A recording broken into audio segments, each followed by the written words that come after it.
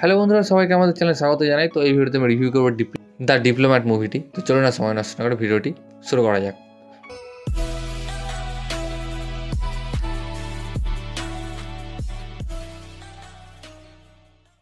তো এই মুভিটি ডাইরেক্ট করেছেন শিবম নায়ার। আর এই মুভিতে আমরা জেপি সিং, একজন ইন্ডিয়ান ডিপ্লোম্যাট যিনি পাকিস্তানে ইন্ডিয়ান এমবেসিতে কাজ করেন, এবং তিনি কি করে একজন ইন্ডিয়ান মেয়ে যিনি পাকিস্তানে গিয়ে ফেঁসে গেছেন তাকে কি করে ইন্ডিয়াতে ফেরত আনে, সেই দুর্ধর্ষ ঘটনা আমরা এই মুভিতে দেখতে পাবো। হ্যাঁ, এই মুভিটি বেস্ট হচ্ছে একটি ট্রু স্টোরি নিয়ে। আর এই জেপি সিংয়ের ক্যারেক্টারটি এখানে প্লে করেছেন জন আব্রাহাম। আর এই মুভিতে যে মেয়েটি ফেঁসে গিয়েছিলেন তার ক্যারেক্টারে যে নায়িকাটি প্লে করেছেন সেটি হলো সাদিয়া খাতিব।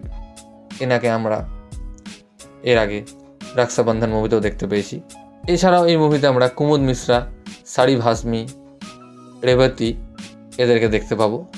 তো যদি আপনারা বলেন সিনেমাটি কেমন হয়েছে, আমি বলবো এটি একটি মাস্ট ওয়াচ মুভি, সবাইকে দেখা উচিত। এবং আমার মতে এটি একটি আন্ডাররেটেড মুভি। সিনেমাটা বক্স অফিসে হিট হয়েছে, বাট এখন বলিউডে যা চলছে বা লোকে যে ধরনের মুভি দেখছে, অর্থাৎ আমি মাস মুভির কথাই বলছি, কারণ মাস মুভির চল খুব শুরু হয়েছে, সেই কারণে মাস মুভি লোকে খুবই দেখছে। এই ধরনের ট্রু স্টোরি বেসড বা একটু অন্য ধরনের গল্প লোকে কমই দেখছে।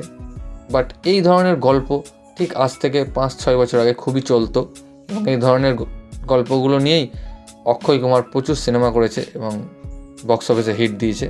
বাট এখনকার অডিয়েন্স এই ধরনের সিনেমা খুব কমই দেখছে। বাট এই সিনেমাটা অডিয়েন্সে দেখেছে, কারণ এর বক্স অফিসই বলছে সেই কথাটা, যেটা দেখে ভালো লাগলো। আর এই সিনেমাটির মতোই জন আব্রাহামও একজন আন্ডাররেটেড অ্যাক্টর, বেশ ভালো একজন অ্যাক্টর, বাট ঠিকভাবে হয়তো তিনি কাজ পান না বা স্ক্রিপ্ট চুজ করেন না, বা ভালো স্ক্রিপ্ট চুজ করলেও দর্শক তাকে রিজেক্ট করেন। যাই হোক, তো যদি বলি এই সিনেমাটি কেমন হয়েছে, তো যদি আসি অ্যাক্টিংয়ে, তো জন আব্রাহাম অনেক দিন পর দুর্দান্ত অ্যাক্টিং করেছে। তার কেরিয়ারের ওয়ান অফ দ্য বেস্ট অ্যাক্টিংগুলোর মধ্যে থাকবে এটা। তাকে আমি এর আগে লাস্ট এই ধরনের অ্যাক্টিং করতে দেখেছি মাদ্রাস ক্যাফে মুভিটিতে, তারপরে এই মুভিতে দেখলাম ভালো। আর যেহেতু মুভিটির একটি ট্রু স্টোরি নিয়ে, তো গল্প নিয়ে কোনো কথা হবে না, গল্প তো ভালোই। আর এই সিনেমার বিজিএম দিয়েছেন এ.আর রহমান।